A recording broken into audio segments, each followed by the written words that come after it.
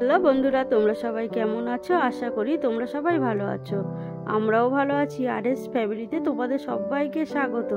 তো চলে এসেছি বন্ধুরা তোমাদের সাথে একটা রেসিপি শেয়ার করতে, লাউ পাতা বাটার রেসিপি। কালকে তোমাদের দাদাভাই কাজে গেছিলো, আসার সময় অনেক সুন্দর সুন্দর কচি একদম লাউ শাক নিয়ে এসেছিলো একটা বাগান থেকে।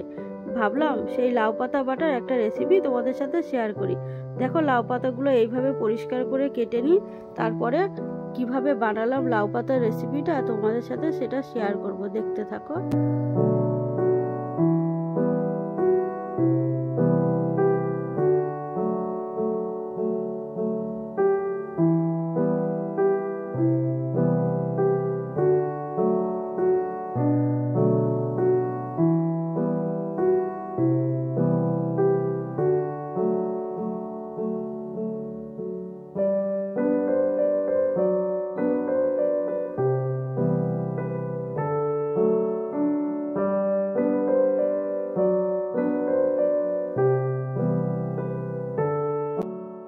দেখো বন্ধুরা, এইভাবে পরিষ্কার করে কুচি কুচি করে কেটে নিয়েছি।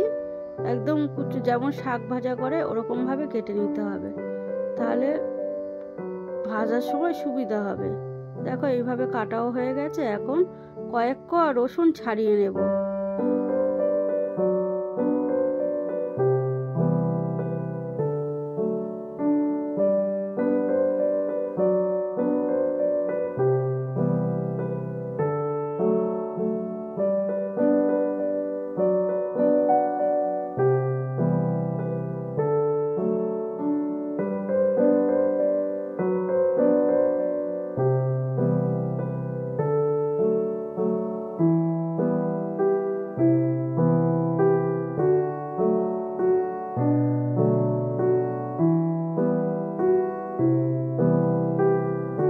রসুনগুলো ছাড়ানো হয়ে গেছে। এখন শাকগুলো পরিষ্কার করে ভালোভাবে ধুয়ে নেব। শাকে অনেক বালি থাকে, তাই বারবার করে শাকগুলোকে ধুয়ে নিতে হবে।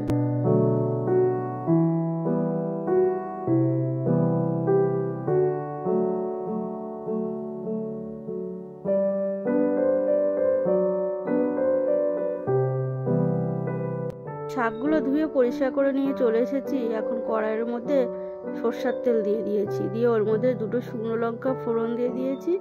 শুকনো লঙ্কাগুলো লাল লাল হয়ে ভাজা হয়ে আসলে একটু বেশি পরিমাণ করে কালো জিরে দিয়ে দেবো। কালো জিরেটাও একটু দিয়ে তারপরে রসুন কোয়া ছাড়িয়ে রেখেছিলাম সেটাকে একটু থেতো করে নিয়ে দিয়ে দিয়েছি। রসুনটাকেও ভালো করে ভাজা ভাজা হয়ে যাবে। তার মধ্যে কটা কাঁচা লঙ্কাও ফাটিয়ে দিয়ে দিলাম, দিয়ে একটু নাড়িয়ে চাড়িয়ে ভেজে নেব ভালো করে, যাতে কাঁচা রসুনের গন্ধটা চলে যায়।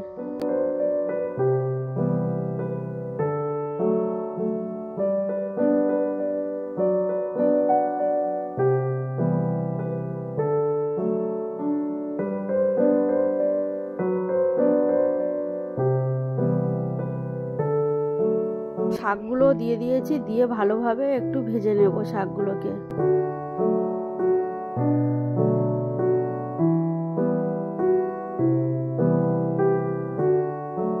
তার মধ্যে একটু লবণও দিয়ে দিলাম, দিয়ে ভালো করে ভেজে নেব। লবণটা দিলাম, একটু জল উঠবে, শাকের মধ্যে একটু জল বেরিয়ে যাবে, সেগুলোকে ভালো করে ভেজে জলটাকে একদম শুকিয়ে নেব।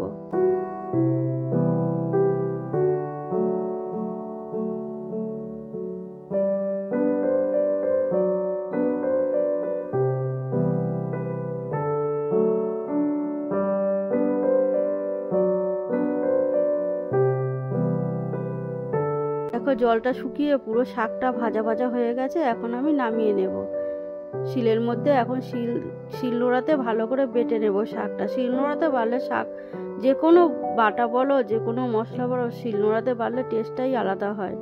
তাই আমি শিল নোড়াতে ভালো করে বেটে নেব শাকটা।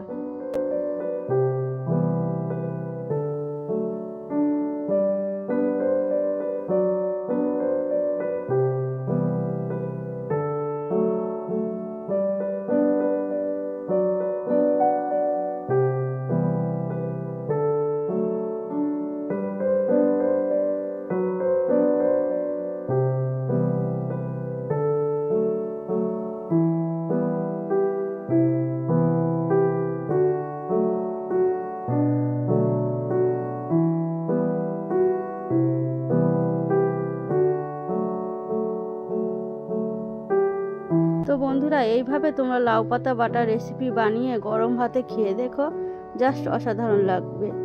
এই রেসিপিটা তোমাদের যদি ভালো লেগে থাকে প্লিজ লাইক কমেন্ট শেয়ার করো। টাটা।